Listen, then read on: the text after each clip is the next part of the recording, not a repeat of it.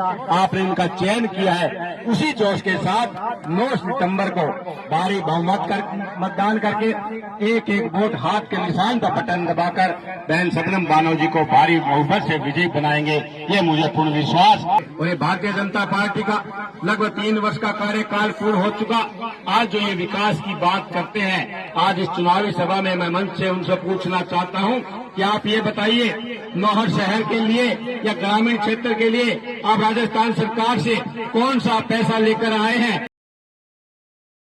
जो युवा है, शिक्षित है, बोलने में सक्षम है, आपकी समस्याओं को उठाने में सक्षम है, ऐसे प्रत्याशी का आपने जो चयन पूरे वार्ड के आम सहमति के साथ किया है, इसके लिए वार्ड वासियों का भी धन्यवाद करना चाहूंगा कि आपने हमारी बहन बेटी और बहू को जो इस तरह से मान सम्मान देकर आपने चयन किया। और मुझे उम्मीद नहीं, पूर्ण विश्वास है कि जिस जोश के साथ आपने इनका चयन किया है, उसी जोश के साथ 9 सितंबर को भारी बहुमत मतदान करके एक एक वोट हाथ के निशान पर बटन दबाकर बहन शबनम बानो जी को भारी बहुमत से विजयी बनाएंगे, ये मुझे पूर्ण विश्वास आज आप सबकी उपस्थिति से होता है। क्योंकि जो भी मैं यहाँ देख रहा हूँ, लगभग तमाम इसी वार्ड के निवासी है और आप सबने आम सहमति बनाकर बहन शबनम बानो का चयन किया है। यह चुनाव मात्र नगर पालिका का नहीं, बल्कि भारतीय जनता पार्टी की इस तानाशाह सरकार को आईना दिखाने का ये चुनाव है कि जिस तरह से 5 वर्ष का कार्यकाल हमने कांग्रेस के शासनकाल का, मुख्यमंत्री अशोक गहलोत का हम सबने देखा। आपके आशीर्वाद से जब मैं पहली बार विधायक चुनकर राजस्थान की विधानसभा में गया, तो राजेंद्र जी चाचाण के नेतृत्व में, मार्गदर्शन में नौर विधानसभा क्षेत्र में वो विकास के काम हुए जिसके लिए क्षेत्र की जनता लंबे समय से इंतजार कर रही थी।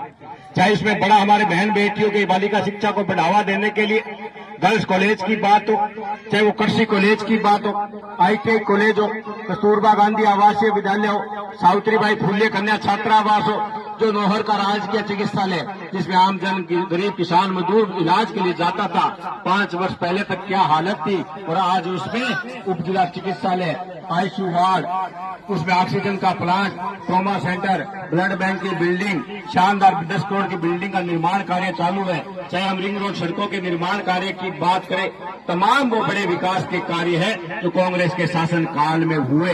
और ये भारतीय जनता पार्टी का लगभग 3 वर्ष का कार्यकाल पूर्ण हो चुका। आज जो ये विकास की बात करते हैं, आज इस चुनावी सभा में मैं मंच से उनसे पूछना चाहता हूं कि आप ये बताइए, नौहर शहर के लिए या ग्रामीण क्षेत्र के लिए आप राजस्थान सरकार से कौन सा पैसा लेकर आए हैं जिसमें आप विकास की बात करते हैं? हमने राजकीय चिकित्सालय में ब्लड बैंक की बिल्डिंग बना दी थी, 3 वर्ष से आपसे वो ब्लड बैंक शुरू नहीं हो पाया। हमने ट्रॉमा सेंटर की बिल्डिंग बना दी थी, 3 वर्ष में आपसे वो ट्रॉमा सेंटर की बिल्डिंग का काम पूर्ण नहीं हो पाया। हमने 3 तरफ से रिंग रोड सड़कों का बनाने का काम किया, आपने उन सड़कों को रोकने का काम किया है। जो हमारा अधूरे रह गए उसको बाईपास सड़क से आपसे नहीं बन पाए। किसी तरह का आपने विकास कार्य नौहर शहर के अंदर नहीं करवाया। और आपने कोई काम किया तो क्षेत्र की जनता ने जो इनको निर्वाचित किया था, वोट देकर, उस पालिका अध्यक्ष, कांग्रेस के पालिका अध्यक्ष को 1 नहीं 2 नहीं 3 बार आपने उसको निलंबित करने का काम किया, तानाशाही रवैया अपनाने का काम किया।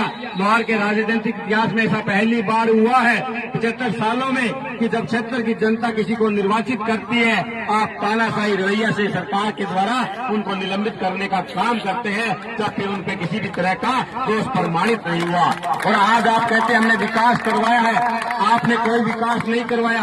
राज्य सरकार से किसी भी तरह का पैसा लेकर नहीं आए।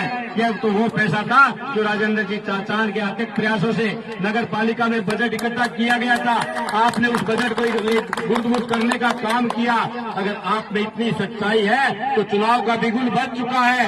आप जब चुनाव के मंच पर जाए, अपना जो भी आपकी आस्था है, उस आस्था के हिसाब से सौगंध खाकर कह दे कि हमने इन 2 वर्षों में नौहर नगर पालिका में भ्रष्टाचार नहीं किया है, 1 पैसा भी कमीशन में नहीं लिया है, 1 पैसा भी पट्टे के रूप में नहीं लिया है, 1 पैसा भी प्रधानमंत्री आवास के रूप में नहीं लिया है, 1 पैसा भी NOC के रूप में नहीं लिया है। नहीं तो दूसरी तरफ ये नौहर का ये बेटा सौगंध खा के कहता है, मैंने व मेरे परिवार ने पिछले 40 साल के राजनीतिक इतिहास में 1 नया पैसा रिश्वत के माध्यम से राजनीतिक में नहीं लिया है। सदैव हमने ईमानदारी से काम किया है, सदैव हमने ईमानदारी की राह पे चलते हुए आम जन के, किसान के आगे बढ़ाने का काम किया है, छत्तीस बिरादरी को आगे ले जाने का काम किया है। आज पूरे नौहर के अंदर भय का माहौल है, गरीब व्यक्ति आज सुरक्षित नहीं है। कोई कहीं काम पे जाता है, उनसे पैसे की वसूली की जाती है, उनको डर दिखाया जाता है। रेहड़ी वालों को उजाड़ा जा रहा है, खोखे वालों को उजाड़ा जा रहा है, छोटे दुकानदारों को उजाड़ा जा रहा है। आज ऐसा माहौल उन्होंने पैदा कर दिया, जाति और धर्म के नाम पे हमें लड़ाया जा रहा है।